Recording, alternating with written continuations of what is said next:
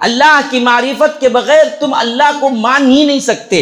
اللہ کی معرفت، اللہ کی جانکاری، اللہ تبارک و تعالیٰ کے بارے میں علم کے بغیر تم صحیح طور پر اس سے ڈر ہی نہیں سکتے. اسی لیے فرمایا انما یخشی اللہ من عبادہ العلماء، اللہ سے وہی ڈرتے ہیں جو عالم ہیں، جو عالم ہیں. جو جانتے ہی نہیں ہیں اللہ کا ڈر بھی پیدا نہیں ہوگا. میں یہاں نیا نیا آیا ہوں، مجھے پتہ نہیں یہاں کا دادا کون ہے، یہاں کا پہلوان کون ہے. یہاں تو پہلوانوں کا چلنا سلسلہ، پہلوان ہے بھائی، ہم کو تو پتہ نہیں کون اس ایریے کا پہلوان ہے. اور آپ آ کے کہیں مجھ سے فلاں پہلوان نے آپ کو بلایا ہے، میں بولوں گا چلو، مجھے کیا پتا اس کی طاقت کیا ہے، اس کا ایریا کتنا ہے، اس کی بات کیسے چلتی ہے، مجھے کیا پتا. میں بولوں گا چلو جائیں گے.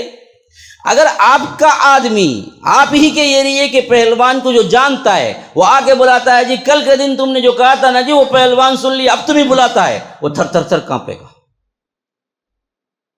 میرے اندر وہ خوف نہیں پیدا ہوگا. جو جانتا پہلوان کو وہ کانپے گا. کیوں؟ اسے علم ہے کہ اس کا اختیار کتنا ہے.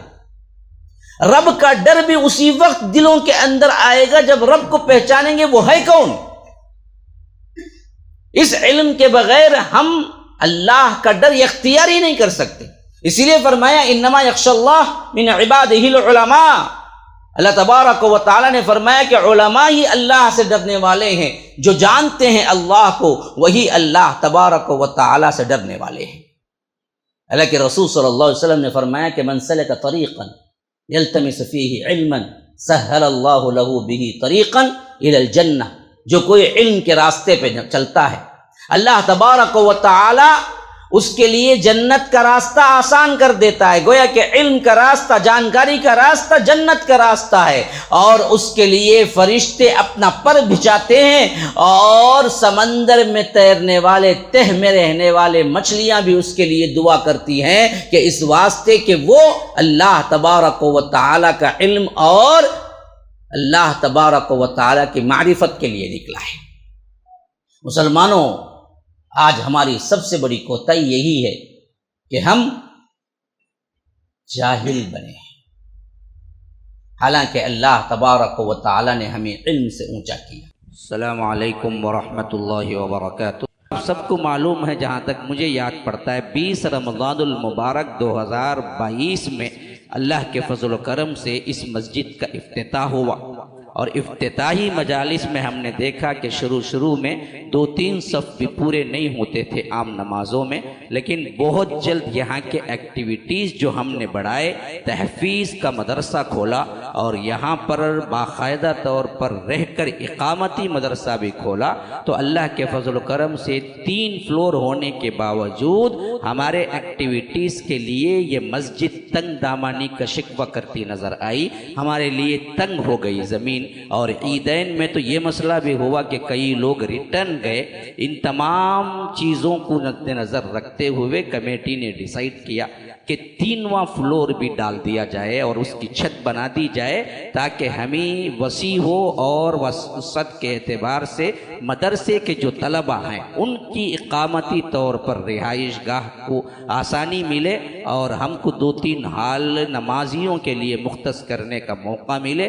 اس تمام کارروائی کو مد نظر رکھتے ہوئے یہ فیصلہ کیا گیا. اب اپیل یہ ہے کہ اس میں باقاعدہ طور پر تیسری چھت، پھر اس کے بعد اس کے نیچے جہاں تک جو بچوں کے لیے مطبخ ہے، کچن ہے، ڈائننگ ہال ہے، رہنے کا موقع ہونا ہے، پھر اس کے بعد لوگ جو آتے ہیں اور جو مہمان جو آتے ہیں، یہ تمام بندن کے لیے تقریباً 65 لاکھ کی ضرورت ہے.